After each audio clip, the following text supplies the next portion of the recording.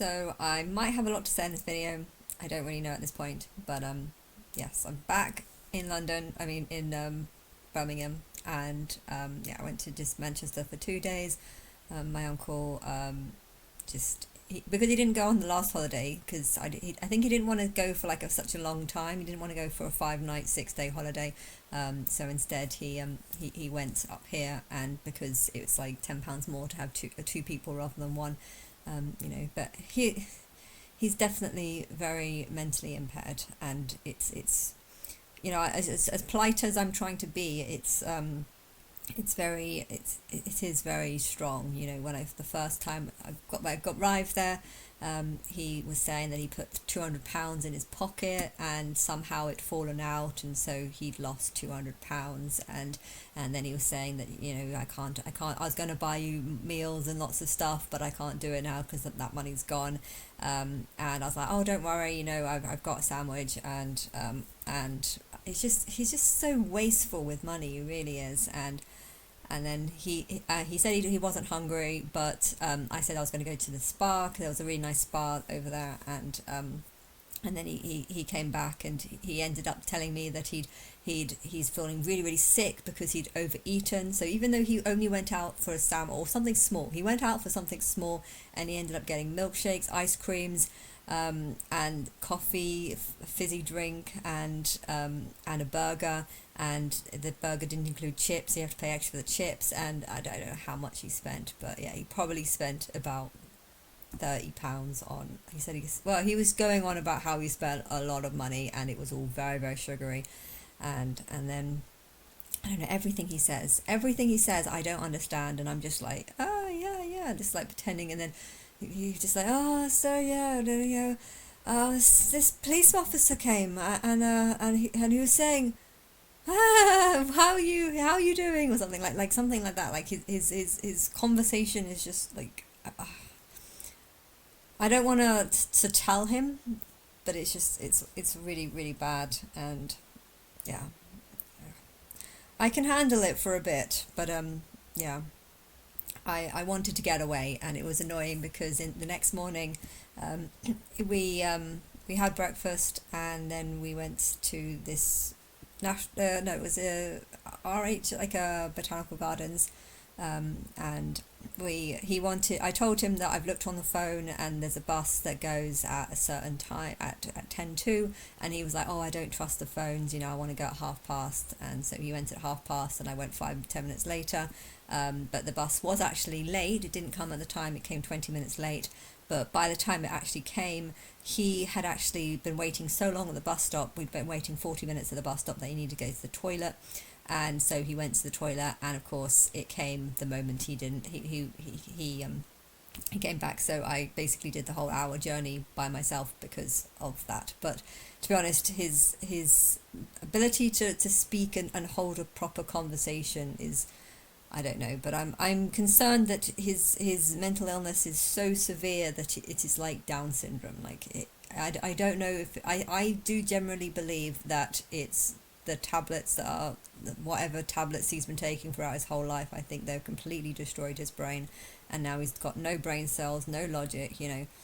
Just there's a lot of things that he says. Bipolar is where you have mood swings and you can't control your stuff, and you can't control your emotions, but not being able to use a phone, not being able to use a computer, but also saying that you need to have a £350 phone because it's got documents on the phone, and you need to have documents on the phone. And I said, well, okay, well, why can't you put a document on a £150 phone? And he said, oh, I don't know how to do that. And it's like, but do you know how to put a document on your phone? No, I got the doctors to do it. So you get got doctors to put the forms on this £100 phone. He broke his phone. And he said he put it in his pocket, and maybe when he was walking down the train, he kept banging it along, because he's quite a large guy. He's a very kind of obese guy. He thinks he was bashing it against the chairs, and somehow he's broken the microphone on it. And I was saying that don't buy a £350 phone, because one, you never use it. He always has his phone off. He never uses it, and And I don't even think the phone. I think the phone breaks if you like never have it on, you know, because it needs to connect to a signal. It needs to, if you want to use it as a phone, it needs to constantly connect to a signal. And so if it's constantly not working because it's always off, then I don't understand why he needs a £350 phone. And when I was trying to, you know, say just get a cheaper one, so if your hands are shaking and you're accidentally bashing it against the table, you know, why buy a £350 phone when you can just get a £100 phone? And yeah, his logic was that because it doesn't do what he needs, and I was like, well, what do you need it to do? Well, put documents, his, I don't know, his proof that he's disabled document on it, and it was just, I'm sure you can put a proof of document on the normal phone, and he didn't even know how to do it on a normal phone, let alone do it on a £350 phone. With both of the times he got the doctor to do it, so why can't the doctor put it on a cheap phone? His logic just doesn't make sense. And then just to think that he also, when we got to this park, he'd had a membership. He spent £1,600 3 years ago on a life membership, even though he's 60, even though he can not really walk properly, even though he can't really get out of the house or do much most of the time because he's really, really large. You know, I don't like even sitting. There's some park benches that I don't like sitting on the park bench with him, because I feel like the park, but the smaller, like the thick park benches are fine, but some of the thinner, smaller park benches, I just feel like he's going to crack them or something if me and him are sitting on them. So he's. And he's, you know, he says it blames the but his overweightness on the medication, and yet he confesses to having huge amounts of milkshakes and cakes and ice creams and just lots and lots of little bits, and on top of that he's bought a £1,600 life membership 3 years ago for something that's actually about it's about £60 for a yearly membership.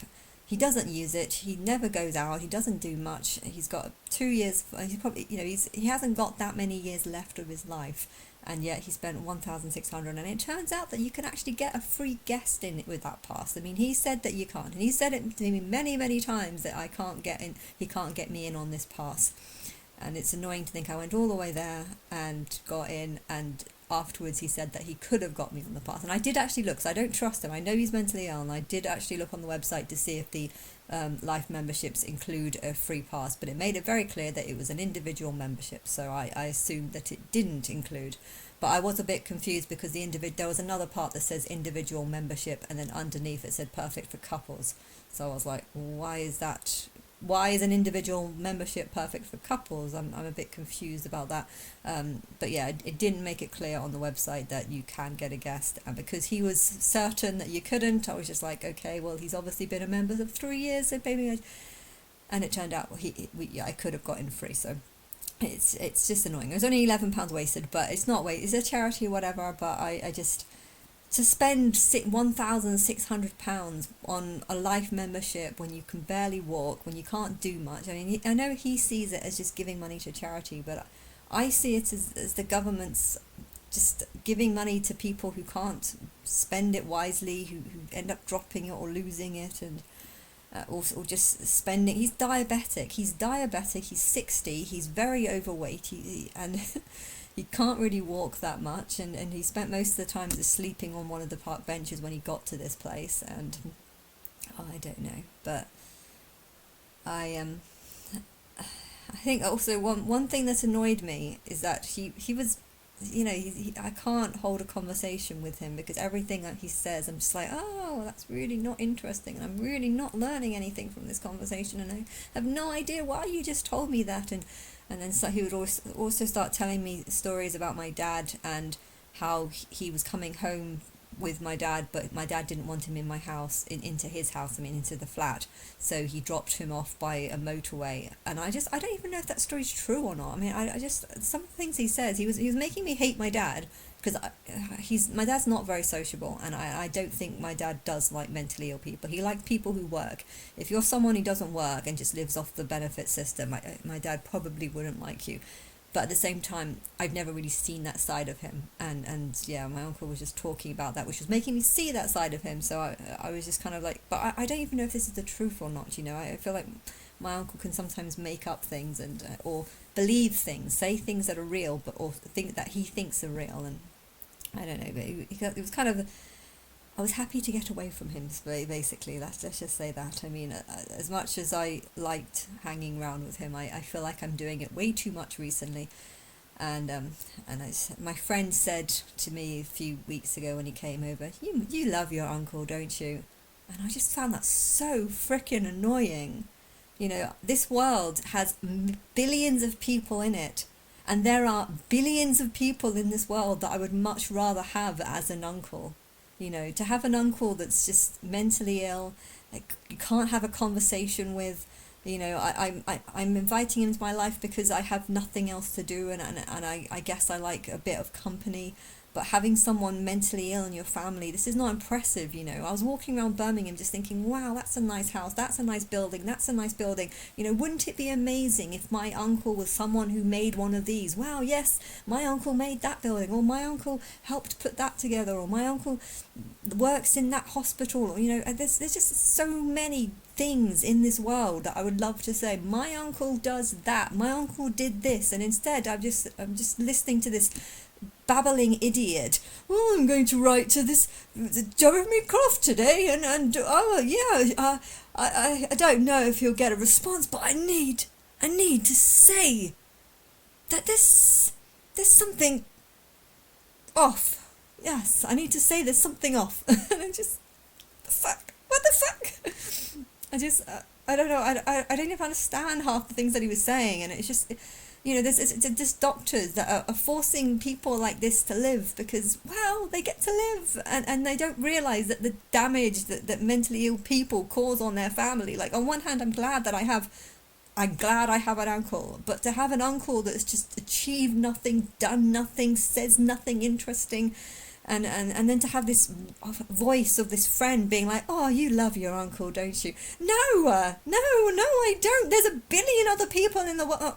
Yeah, there's 2 billion other people in the world that I would much rather be my uncle. But then I'm just looking around at all the people, and I'm thinking about the guys that I saw in the jacuzzi. You know, they just look like businesswomen. They look like normal business people. The average, one of them looked a bit cocky and arrogant, but he also looked like he had character. So I kind of thought that I would get more of a response from him. But the others just looked like normal Joe Bloke type of people, and they just had absolutely no interest in me whatsoever. And then I was sort of thinking, well, what happens if they were my family, okay? If they were my uncle or whatever, like would they probably achieve something? Maybe they work and have a decent job, but, you know, if I told them that I was God, how would they respond? You know, my uncle doesn't believe that I'm God. I wouldn't even want to have a conversation where I'm talking into the camera and talking about, like, because I'd visited those 2 churches and this sort of a thing that called itself a church, but it looked more like a library or something else. I don't really know what that was, but you know, I would love to have a conversation just in the camera about that. But I know that my uncle would just be looking there thinking, what's she doing? Why does she do this? Why does she think she's God? You know, he's mentally ill, and he's been in and out of hospitals all his life, so he's seen lots of mentally ill people, and he would not be able to tell the difference between me and another mentally ill person. But it's not just mental illness, it's absolute stupidity. Not being able to do the most basic of things, not understanding logic. You know, there's 2 buses he could have got to this place, and I told him the 33 and the 35, and I showed him on the map, look, Google says both of these buses, one goes right to the door, which is why the office, the Horticultural Society said to get the 33, because the 33 goes right to the door, but the 33 only goes every hour, and it's and it was actually 20 minutes late, and the other one, and I can't guarantee, and it doesn't go after 5 o'clock. I think that was another thing. So if you miss the 5 o'clock one, it's best to get the different one. I told him this, and even when we were waiting the 40 minutes because the 33 was late, he didn't want to go on the 35. No, I have to do what the Horticultural Society said. They said get the 33. And I was like, yeah, well, the 33 is not coming, so maybe we should get the 35 because it's okay. It's about 5-10 minute walk. Oh, I can't walk 10 minutes. Oh, we're going to a park. You can't walk 10 minutes down the road. Then why are we going to a park? And it's just everything about him is stressful, annoying, but this world is just full of fucking mad people. You know, if you're living a nice life, if you've got a nice family that are smart and intelligent and not like this, then I could understand why you'd not like the idea of people dying. But if you've got just families that are just annoying, and you know that the benefit system is literally just keeping him alive so that they can make more and more money out of him whilst giving him huge amounts of drugs, and he's stupid. He genuinely thinks that he needs these pills, and I'm just thinking, well, these pills are not helping you with your intelligence level. And I had that conversation. That guy was really good at calming me down and saying, yes, I believe and I understand. And he seemed like he did understand, but every now and twice he just said, just ask God for strength. And then I was just like, so yeah, Anna, can you pass me on some strength? Because I fucking need that right now. And it's like, oh, well, I don't actually have any magical power to give you strength. If you want strength, you go to a doctor, or you go to a gym and you learn to press up and you get strength. If you want wisdom, you go to a library, or you go to the internet and do research. And just the idea that God can just give you strength, or give you wisdom, or give you amazing children, and it's just like comes in like some sort of little box, and you just open it up. And I was just thinking about how delusional that was, and that guy was just a normal guy. He wasn't mentally ill, but to think that I should just ask God for strength.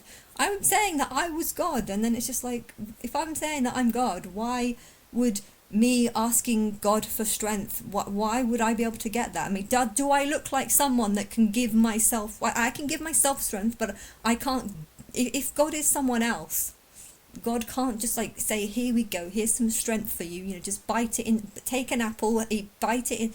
Just mental illness is everywhere. I think everyone here is mentally ill. And then I've got all these, when I got to this park, there was this sort of area that was like, I don't know, I just had a really strange feeling at the end that I need to go down that path, and that's where I found this sort of, I don't know, it looked like Darla's home. And I was talking about Darla's home the other day, where I thought it was just a bunch of twigs like leaned up against each other, and that's what it looked like. And I was like, that looks exactly like where Darla lived, and she used to like curl up in a little ball, and I'm pretty sure there used to be a couple of us, because it would keep people warm. If you huddle up in a group, it actually keeps you warm, so you don't actually need that many body furs, because you kind of keep each other warm in a group. And I'm sure we kind of slept like that, but yeah, it wouldn't have been very comfortable. And there was a lot of mental illness in that group, but I was comparing the difference. If there's like 500 people that are like you, or there might be more, but you don't know about them. You know about the 12 tribes in your area, and you know that they can cause fights and difficulties, so you got to be always keeping an eye out, make sure they're not like breaking in on stealing stuff or whatever. So but you had all these problems, yes, but if that's all there is, you feel like the smartest people in the world. Wow, look, we've managed to chop off this big branch. Look how thick this branch is. We've managed to chop it off the tree, and I don't know how we would have done something like that.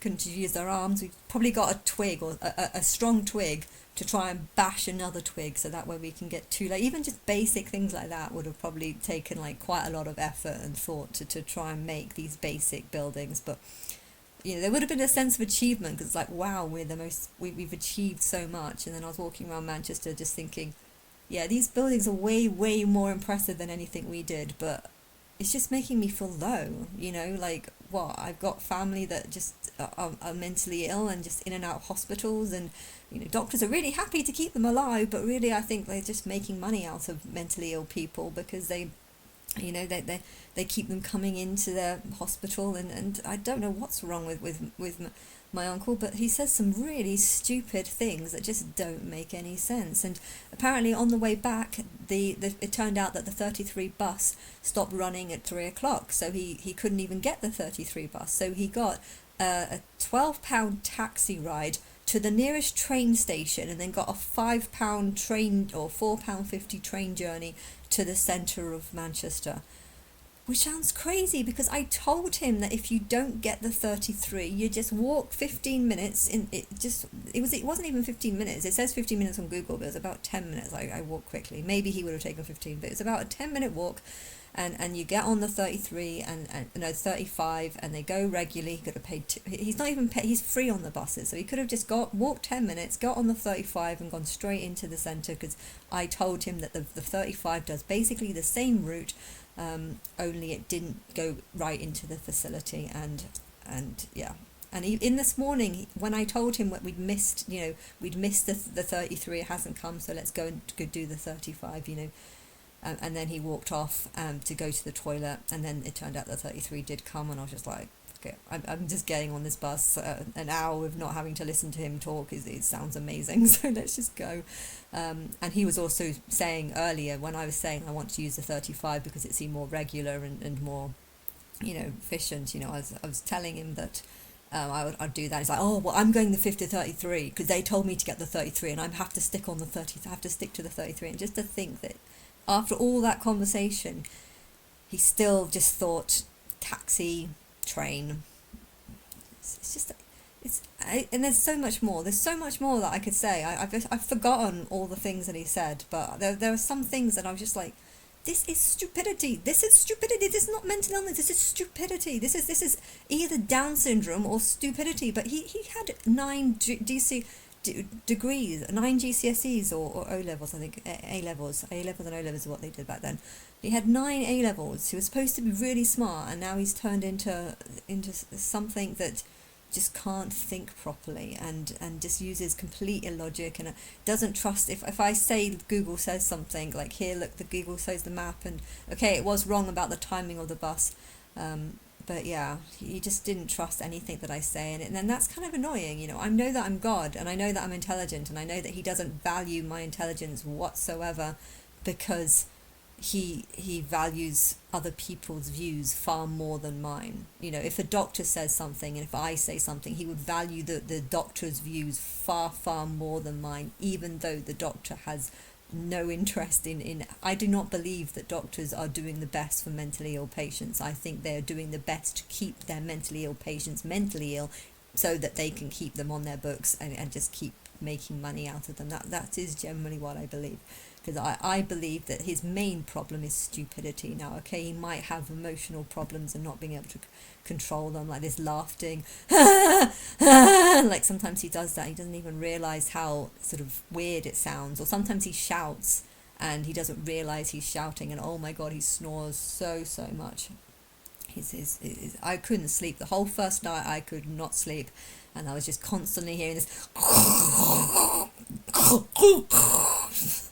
It's awful, really awful. Will I do it again? Probably, actually. I probably will if he invites me. I like free things. If he invites me to that hotel again, it is a nice hotel, but yeah, I think I need sleeping pills, because and then just to have this whole, you love your uncle, don't you? Just that, my friend saying that to me, and just like, yeah, there's so many more people I would have rather have as an uncle. But then again, I'm looking at the real society, and this guy, he thinks that I should just ask God for strength because he'll give it to me in some sort of magical box. And then that lady that just, I don't know, she was not really, she was more insulting, but I think she was trying not to be, but just blankness and just dullness, and I just, I bet there's probably 2-3 billion people that could have been my uncle, and I could tell them exactly what I believe, and they will just be thinking, you know what, I have money, I want to think about my money, and I'm only going to think about my job, and I'm not going to care about yours. The person in that jacuzzi, there was one that generally thought that I just had a mental illness and I just need therapy, and I need therapy, lots of therapy, because there's obviously something going on with me and I just need to talk to someone, and of course I'd have to pay to talk. He was going on about how expensive therapy is, but I need to do it because that's obviously what I need. He needs it. He needs therapy, and I'm glad that he's being charged lots for therapy, because I think there's, I've got a voice in my head giving me my own therapy, but unfortunately the voice in my head is just actually showing me more and more evidence that this world is just full of mad people. Lots and lots of mad people everywhere, just different types of mad people. And it's, it's horrible what's going on in poor countries like Africa and stuff like this, and but their life is awful. Their life is not good. And then I'm thinking about the rich people, and I'm thinking, well, their life is just they're stupid. Some people are making stupid decisions, stupid. I was wondering. I couldn't sleep at all because I was going through all those conversations that I was having with those. Well, it was only a conversation with one priest and then some lady who was just very, I'm one-sided. I have my views and that's my view and I've accepted my view, so you have to respect my view because this is my view. Yeah, well, I'm God and I know that your view is wrong, and you've got a false view of me, and I want to tell you the truth, but I can't tell you the truth because you've accepted lies and you only want to believe lies. And I know that there's loads of people like this, and then I've been listening to that Josh Stone. Josh isn't a girl's name, so why is there a singer called? I mean, unless her name is Josie and she just shortened it to Josh, as because I thought Josh was spelled Josh, and then when I saw Josh Whedon, he spells it with two S's, and this is also two S's, but I'm pretty sure Josh is a boy's name, so I'm confused as to why there's a girl who looks like the girl from 10 Things I Hate About You. I'm confused as to why she's called Josh, because I'm sure that unless it's spelt like Joe's or something, maybe it's Joe's. Maybe you can pronounce it in different ways. I don't know. But yeah, that Umbrella song as well. I saw it because that video clip that came up where we're watching. The where Buffy gets awarded an umbrella, and it just reminded me of that Umbrella song and stuff, and even in that Umbrella song you talk about something about the stones. In the beginning he talks about stones and then clouds, but it reminds me of Josh Stone. I don't even know if that's her name. I've never seen that singer before. Well, I've never seen her sing, never seen her songs before. I've heard two of them, or maybe three, but yeah, I don't know who she is basically, and but I felt when I first met Martin, I kept finding that I couldn't stop thinking about him. He kept coming into my thoughts. If I'm lying, just feeling overwhelmed by stuff, I could just like imagine him next to me, and I felt like I had a strong connection with him, and it's reminding me of that episode from Buffy. Where there's two werewolves who don't know they're werewolves. So Oz and the other lady, I don't know what her name is, but they had this weird sense, and they could just sense something strange about each other, and that's the same feeling that I get. It's like Oz was mesmerized by this woman who's blonde and sings Bianca, or was it something like that? I don't know. I just heard something like that, but it was. Veruca, maybe it's Veruca. It might be Veruca. But yeah, he was saying, Willow noticed that he kept like staring at her strangely and just getting these strange vibes, and that's how I've been feeling with both Martin and Josh and Max Martin as well, and Maya. I felt this strange vibe, like I know them from somewhere. And Anna Wintour too. I always felt something strange. I haven't looked that much about her, but I know when I first started looking at her, I think she's got a daughter called Annabelle or something. I don't know. I'm sure I remember looking up something like that. But yeah, I had strange vibes about them, and I feel like I know them from somewhere, just in that same way that it's been played out in that Oz episode, where he finds out that this other woman's also a Veruca, and there's something inside that can connect and make you aware. I'm wondering if all people have this. Like, if I do think that if you have a past life and you've met people, they're more likely to be people in this age. I think it's highly likely actually that Elon's mum was one of the mothers of the angels. So Martin had like 120 kids. I don't know how many mothers that would be. I think some of the mothers ended up having like 5 kids by him. I know that was the Spice Girl one. I think one of them had 5, all by the same. He had 5 kids with the same person in one of the tribes. So there's 12 different tribes. I don't know how the film could be, but I was also thinking it'd be cool if there was like a sort of more comical thing. You know how in schools they say, so this is the quarterbacks, and this is this is the nerds and stuff. And I was thinking, wouldn't it be cool to have like a caveman version of that? So yeah, these are the sowers, and then you can have a bunch of Neanderthals looking like they're about to sow something, and these are the hunters, and these are the cook, the chefs, and these are the mad ones. And yeah, I had quite a funny vision of Trump looking like a Neanderthal. But yeah, he also looked like a very mad mad one.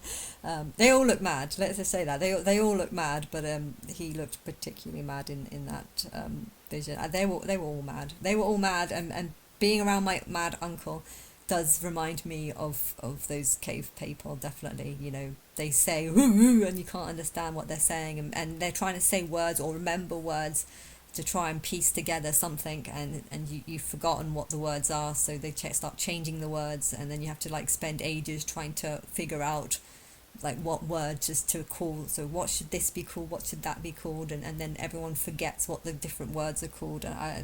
So if I was to have a film, I could have like people trying to form language but struggling because everyone keeps and then you have like lots of people fighting over what is what's called what. No, it's called that. No, it's called that. And I don't know, but yeah.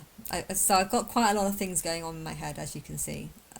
Conversations with people I spoke, and how funny it is to have a I'd love to do that, to just go into a church and just with lots of people all about to talk, preach about Jesus, and then me talk about how I'm God and that I was Eve, or Darla I've called her, and I was here 23,000 years ago, and then just give like a big ceremony about it and just see how long it takes for someone to kind of like remove me off the stage, because yeah, insulting the church is part of what I'm going to be doing. And then afterwards you can get like some people in the audience to just ask questions to people, you know, how likely are you to go off and actually look at my name? You know, if I start preaching that I'm God, and I'm, you know, and my name's Anna B, I'm on Facebook, or just if I have like a website that you can find but just says basics. I think I need to take away the fact that I'm actually here for mass population reduction, but yeah, I would love to do tests like that, like to just to go on to hijack a stage where full of Christians are about to listen to Jesus, something about Jesus or whatever, and then me hijack it, give my story, and then afterwards you do a little sort of just go round and ask questions to people, make it look like you're just a normal member of the public or whatever, but find out how many people are actually going to go away and look to find out my name. Who is going to look up my name? You know, that there was the priest that I was speaking to had an interview, oh my voice is gone, had an interview with someone straight afterwards, and I just felt like the person who he was interviewing actually had a far more ability to believe, had a far greater ability to believe that I am Christ. But I would love to know what that conversation would have been like if he went into, if that guy that I shook hands with and said that I was Eve and that the church is all lying to people and stuff, and you know, if he went into that church and started off the conversation with me being crazy. Maybe that happened. I don't know, but I would like to know. You know, I'd love to know how did that meeting start? Did it start with him saying sorry? And there's lots of crazy people in the world, or did the priest say that sorry? There's lots of crazy people in the world, and then the person that I shook hands with being like, actually, no, I think I believed it. I'd love to know if he was tempted to, you know, these are the questions that I want to ask, and going through this Josh Stone singer, you know, that I don't know, there was a song about questions. I think the song was shit and didn't make any sense, and the answers that she was talking about weren't right, but it made me think of, you know, I shouldn't just go in to try and preach. You know, I went in there just saying, this is it, you've done this wrong. I was just taking lots of things, you know, saying that Israel is a woman, she's me, and I'm not 73, I'm from 38. There's a high chance that people might ignore me for another year or two, which I'm hoping isn't going to happen. So I'm here to talk to you and tell you that this, you know, I want this to end, and I'm in some sort of curse. And I was saying all that, but I was just focusing on statement. I am God, I am Eve, I was Darla. Singers are doing things about me behind my back. There, you know, I did give some evidence of my name and how you're saved by grace. Grace means Anna, and I kind of just gave all of that, and I said so much, and I don't think he actually got any words in, but that song about questions actually made me realise that I think it was a very one-sided thing. And there was two priests actually. When I first went in, there was two priests. One that was a little bit shorter and fatter, again reminding me of the scary movie thing. I can't actually remember what he looked like, to be honest, but yeah, there was two, and one of them just kind of walked out after I was talking. He just kind of left, which doesn't really say that much well. You know, I was saying so many interesting things, and his response was just, I want to get out of here. I don't want to listen to this. You know, someone's claiming to be God, someone's got all this evidence and believes that she's got all this evidence and fact, and she's clearly not just talking insanely. But I don't think the humans are real. I feel like they hear something different. I'm saying intelligent things, but in their head they're just thinking nonsense. And I don't know. I don't know what is going on inside people's heads.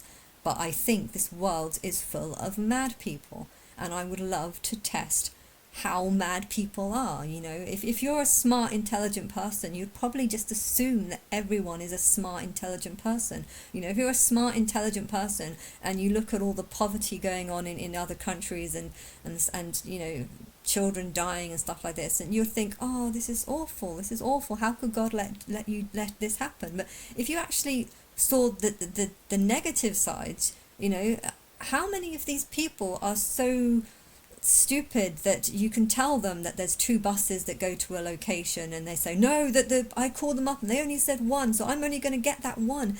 And then if that one doesn't work, and that they remember them telling that there is another bus you can go to, just completely blanking out and thinking, you know what, I don't trust that. I'm not going to walk 10 minutes down the road to find out if there is another bus. I'm going to get a £12 taxi to the nearest station just so I can pay £4.50, even though I'm actually free on the bus. Like, this is just so stupid. This is so stupid, and it's he's acting like money's no concern, and it's just like, well, this is all taxpayers' money. I mean, this is taxpayers' money that he's just wasting, and spending £1,600 on a life membership when he can barely offer for the RHH parks. There's about, I don't know how many of them, I think there's about 4 of them in the country. They're all nowhere near Malvern where he lives, and to not know that you can actually get a guest in free, it's just, I know he sees it as a charity, and it's good that money is going to a charity, but it's just it's so wasteful. It's so wasteful, and it's not just that. There's people in poor countries, you know, they marry children, and they think forcing a 6-year-old to put a signature on a piece of paper, this means that 6-year-old is now belonging to someone else for the rest of her life because there's a piece of paper. Pieces of paper is nothing. It's a piece of fucking paper. It means nothing. If you've made it legal to say that someone could be forced to sign something and therefore they're legally bound because they were forced to, that's just ridiculous. Me being forced by gunpoint to sign something at gunpoint or something, or forced, that doesn't mean that it's legally binding. Legally binding is supposed to be where you verbally say something, and then you have something proof that this verbal agreement has you know, been made. And if someone says I only signed that because I was forced to, then that legally binding contract is actually an illegal binding contract. And so to get so upset over I mean, I know she's upset over what the parents were doing to her by forcing her into this marriage, and by having parents think that they can just own their children. My 6-year-old, I can't afford to look after my 6-year-old, so I'm going to sell her to her husband because I own her. I mean, this attitude is disgusting. And if those people die, why are you selling children? If she goes on to get pregnant in a couple of years' time, she's probably going to die. And do you care? Do you care that the children as well that are going to be born into poverty? And why is it people in poverty don't care about birthing other people into poverty, just so there can be more people in poverty? And the charities, they're not helping because they're actually just keeping them alive so they can continue breeding and keep breeding more and more people into poverty, just so they can make more money off these people. And just, as you can see, I got way too much to say, and I gotta stop this video because it's too long.